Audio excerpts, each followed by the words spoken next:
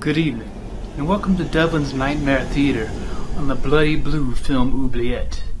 Tonight we have a very unorthodox film, released from Vinegar Syndrome. It was made in the early 90s on an estimated $500,000 budget, and resulted in an inadvertently hilarious end product. The film was previously unreleased on DVD and Blu-ray.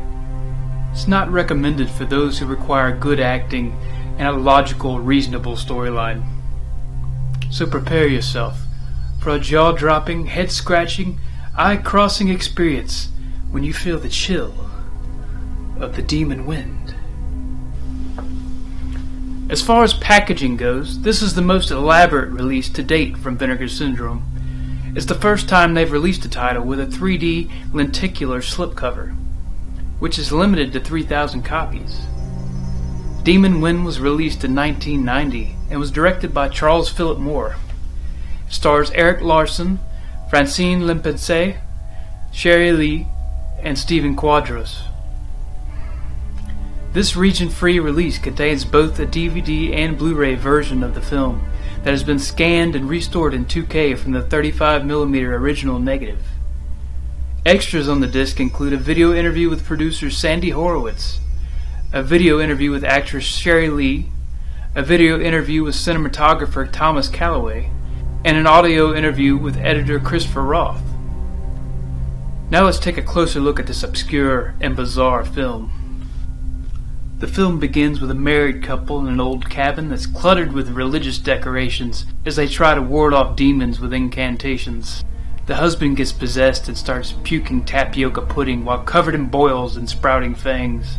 He attempts to kill his wife, but she retaliates by using a snow globe to blow up the entire cabin.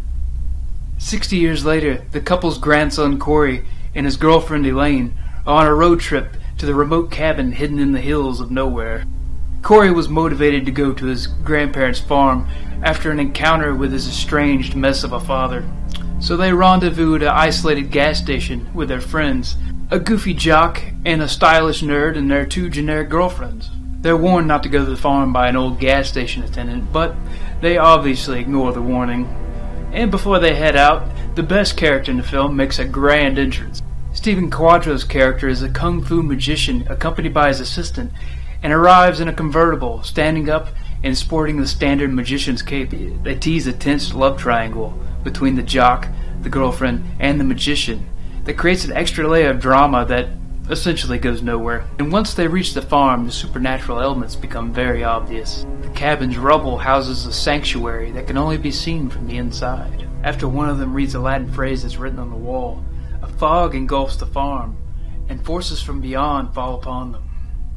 As the story unfolds, zombie-like demons descend upon the invisible cabin, and one by one his friends are either possessed or killed and revived as demons. Sherry Lee's character is the first casualty. She's approached by three menacing little girls and then turned into a doll.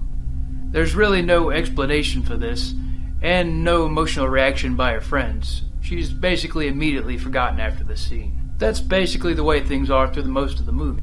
The characters don't convincingly sell anything that's happening around them. Every feeble attempt at showing sadness, anger, or fear is ultimately laughable. The main actor is so wooden and boring that the film actually benefits from his large group of friends pointlessly tagging along. The friends really have no purpose in the plot other than to be demon fodder, but they do offer some good laughs.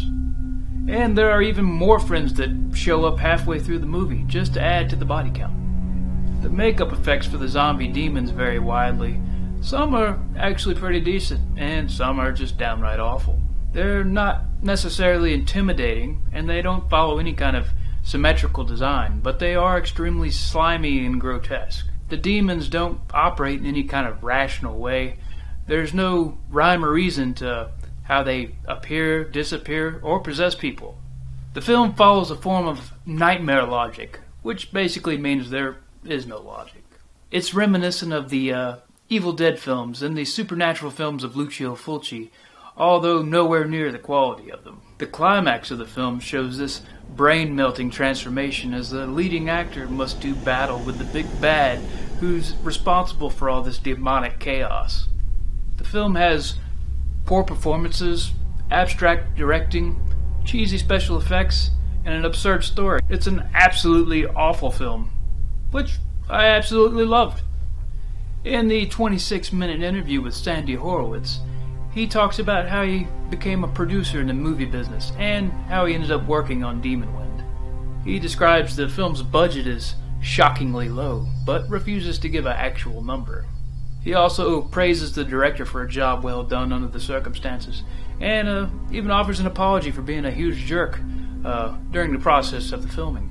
Sherry Lee's interview runs 16 minutes, and she talks about how she became an actress, her first big role in Slaughterhouse, and how she got cast in Demon Wind. In the 19-minute Thomas Calloway interview, he talks about how he became interested in cinematography and horror. He talks about his early days in the film business and the process of filming Demon Wind and shooting the special effects shot. He also reveals that Lou Diamond Phillips was married to one of the assistant directors on the film and actually played one of the zombie demons in some of the scenes. Finally, there's an audio interview with Christopher Roth where he talks about his background and his journey in the film industry. He talks about the process of editing such a crazy film and all the challenges that he encountered while doing it. Vinegar Syndrome, as usual, has given this film a better release than it actually deserves. Incredible packaging, over an hour of extra content, and the type of beautiful video restoration that put Vinegar Syndrome on the map. It's a difficult film to rate, but if you're into magnificent train wrecks like I am, then this is a must-own. The movie has lame characters making bad choices while being stalked by mucus-soaked booger goblins. It's a special type of bad, comparable to a movie like Troll 2. I'd say that the entertainment level, combined with the excellent presentation by Vinegar Syndrome, gains this one a 7.5 out of 10. So that's a wrap for Demon Wind, but I recommend checking out the next review from the Vestron Video Library. I also recommend taking a look at my BloodyBlu.com colleagues, the Gamer Ghoul and Nathan, the Son of Celluloid. So until next time, farewell, and stay bloody.